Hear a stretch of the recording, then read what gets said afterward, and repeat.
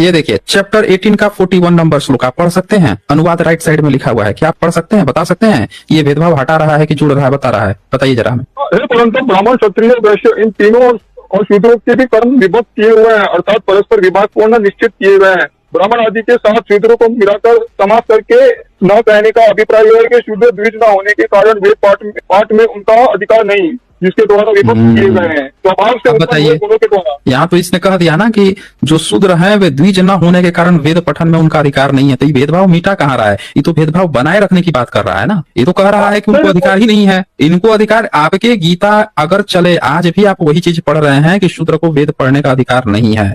और ये आपका जब गीता का पहली बार भाष्य किया शंकर ने, उसने भी यही चीज कहा। तो आपके गीता जो है भेदभाव कर रही है। अब एक बात बताइए, इसी में 41 जो श्लोक है, इसी का अगला श्लोक जो 42 है, 43 और 44 है, उसमें आपने शूद्रों का काम क्या दिया है बता सकते हैं? वैश्य को और ब्राह्मण का काम क्या दिया है कृष्ण ने? आप वो काम कर रहे हैं? अगर आपके कृष्ण ने बताया है कि जो वर्ण है वो ये काम करेंगे, तो क्या आप वो काम कर रहे हैं? ये देखिए 42 में, ये देखिए 43 में, ये देख लीजिए, ये रहा 44 में देख लीजिए, वैश्य और शूद्र का काम देख लीजिए जरा। आप हमें बता सकते हैं क्या काम सौंपा है और ये काम आप कर रहे हैं? बताइए। देखिए, वर्ण जो वर्ण का विभाग हुआ है गुणों के ऊपर हुआ है। जो तमोगुण होते हैं, जो अंधकार में होते हैं, जिनका अज्ञान होता है, वो तमोगुण जो होते हैं वो शूद्र होते हैं। उनसे ऊपर जो होते हैं, जिनका कॉन्शियसनेस इवॉल्व हो जाता है, वो एक मिनट सनातन राम, आप उल्टा बोल रहे हैं। आप क्या कर रहे हैं? कर्म के आधार पर इंसान को बांट रहे हैं, लेकिन आपके कृष्ण जो है ना, पहले वर्ण बांट दिए हैं, वर्ण बांटने के बाद उनको कर्म दिए हैं। आप उल्टा चल रहे हैं, आप थोड़ा सही कीजिए पैटर्न।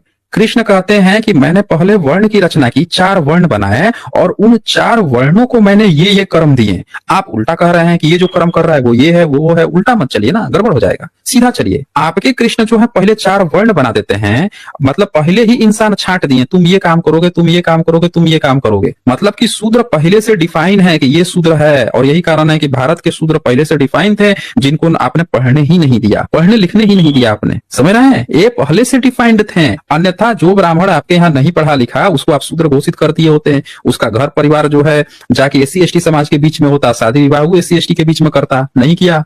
यानी कि आपने इंसान पहले से डिवाइड कर लिया, ये ब्राह्मण है। और तभी आपका तुलसी भी बात कहता है कि ब्राह्मण जो है कितना भी गुणहीन हो, शीलहीन हो, फिर भी वो पूज्य होता है।